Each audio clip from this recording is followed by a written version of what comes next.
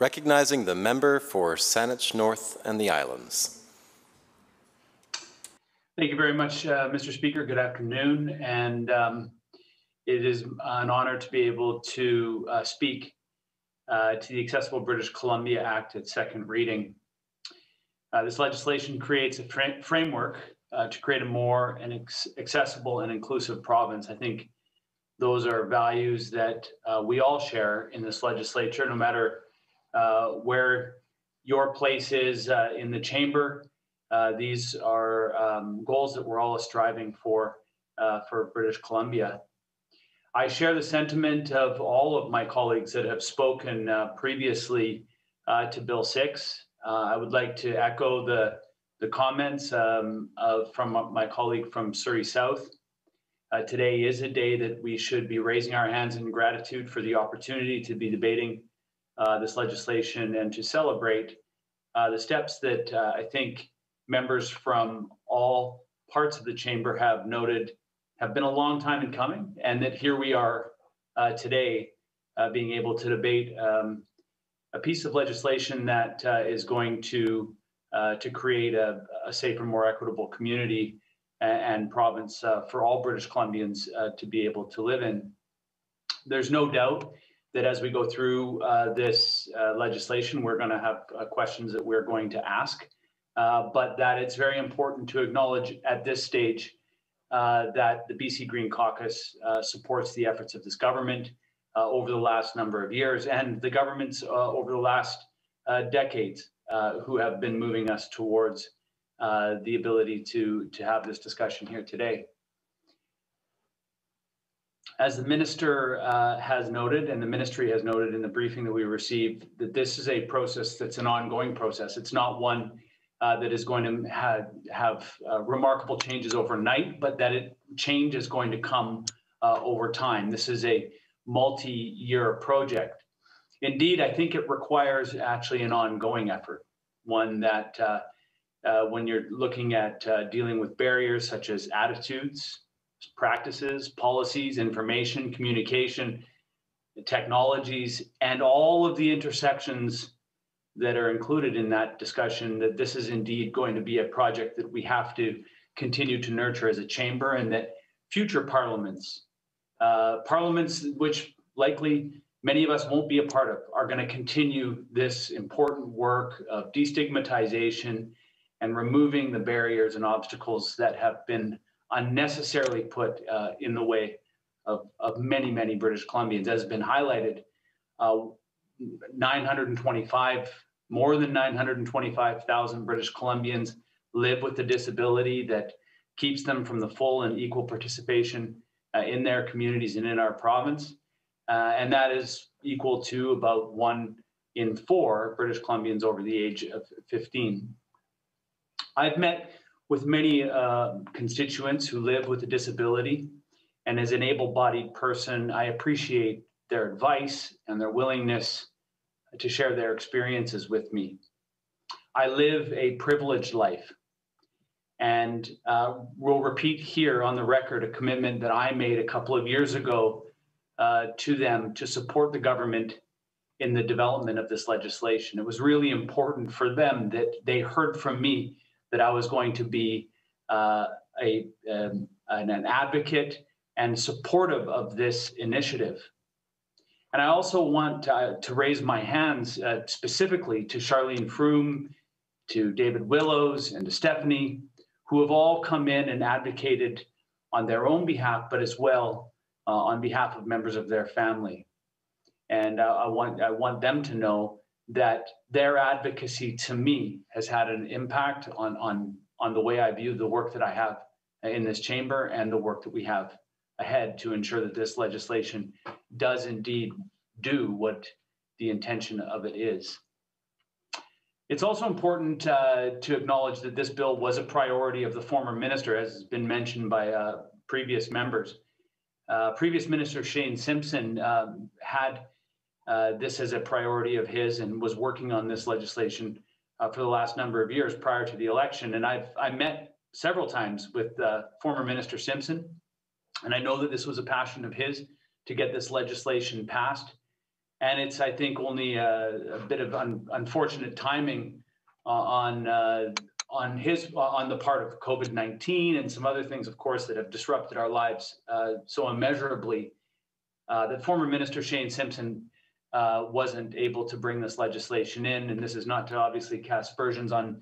my colleague, the now Minister of Social Development and Poverty Reduction, but it is important that we do acknowledge the fact that he and also the Parliamentary Secretary who are working on this bill now benefit from the work of their predecessor, and that we lift up and elevate former Minister Simpson for his passion on making sure that this is part of the agenda that we're dealing with today. It's important also that in this process that we raise concerns that are being raised by others, namely that there's no timeline for implementation, non-committal language, and lack of a complaint mechanism. In fact, we've all received, members of this House have all received the notes from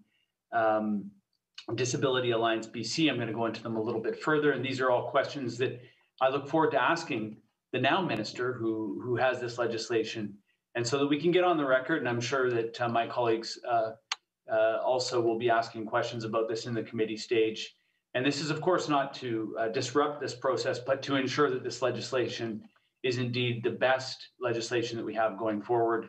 and best serves all British Columbians. As I noted, this bill supports the identification, removal, and prevention of barriers to ensure the full and equal participation in our society of persons with disabilities. It requires the government and other organizations to establish accessibility committees and develop accessibility plans, and by providing for the development and enactment of accessibility standards.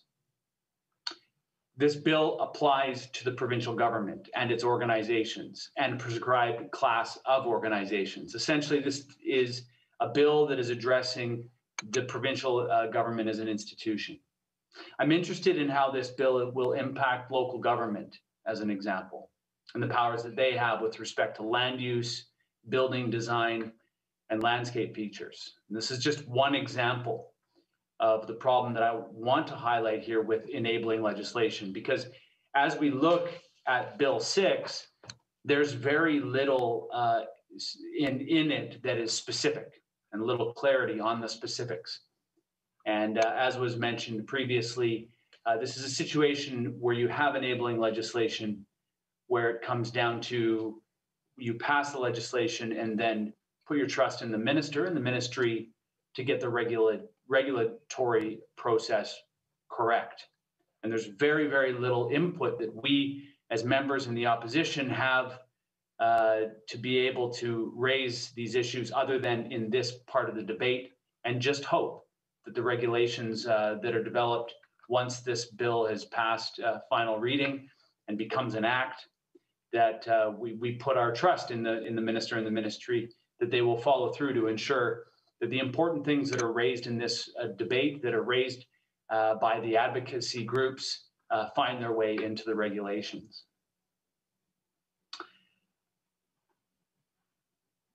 So I've learned that the lack of consistency across regions, for example, just when I was talking about municipalities, and we addressed this, and we heard the member from Surrey South raise this a number of months back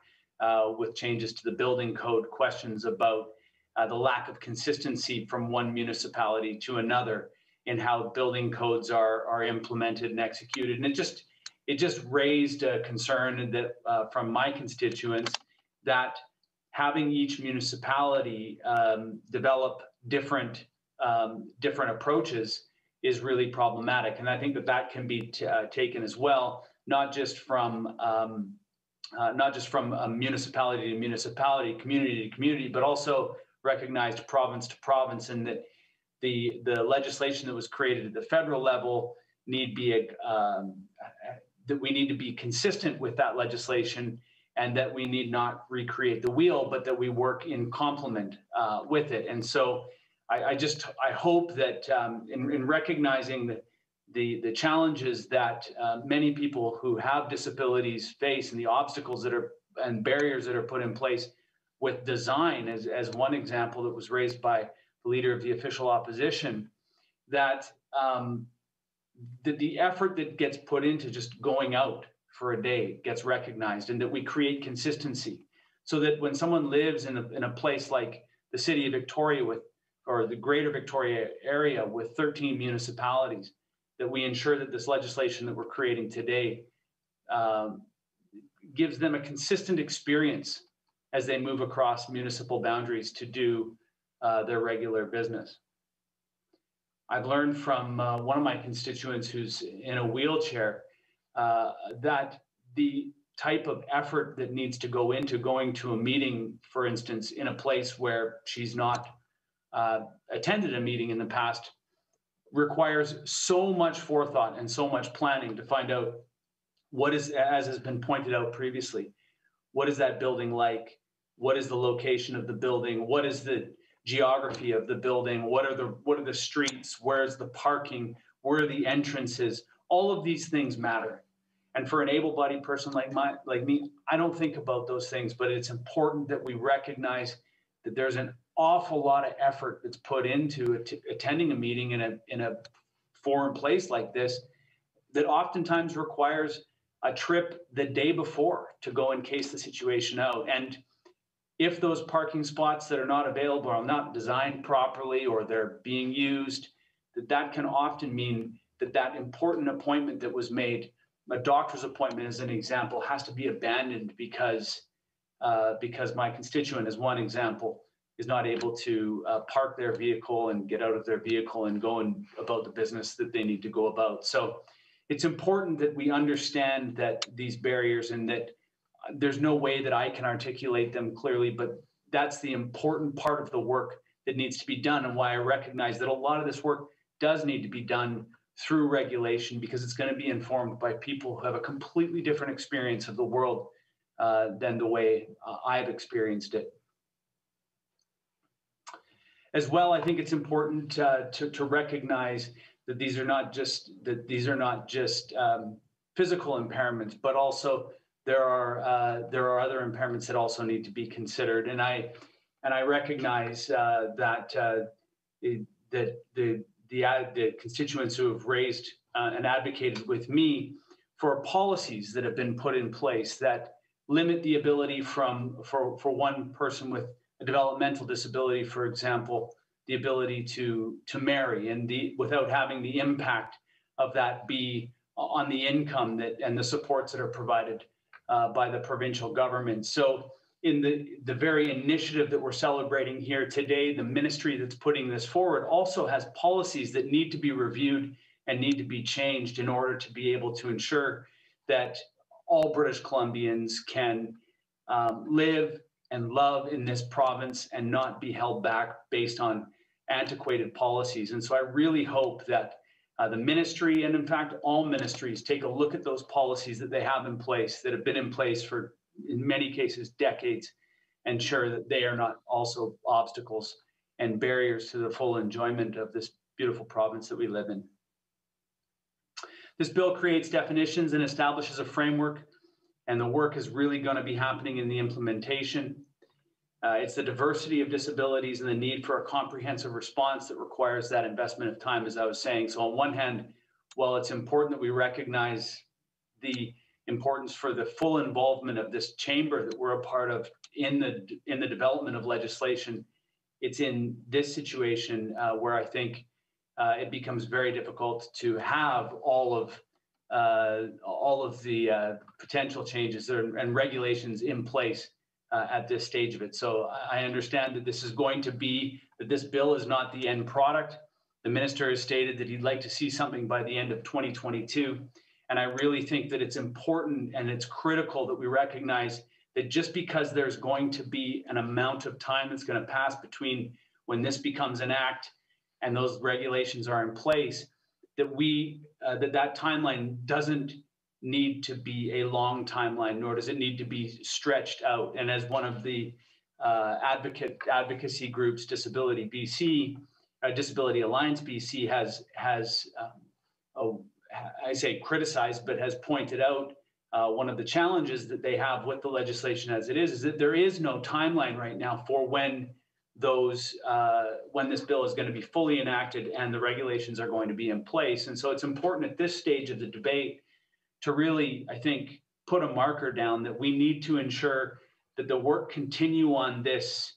at the appropriate pace, but it need not slow down unnecessarily and take decades and years before we see, or years and decades before we see anything. We're really, really hoping to see action on this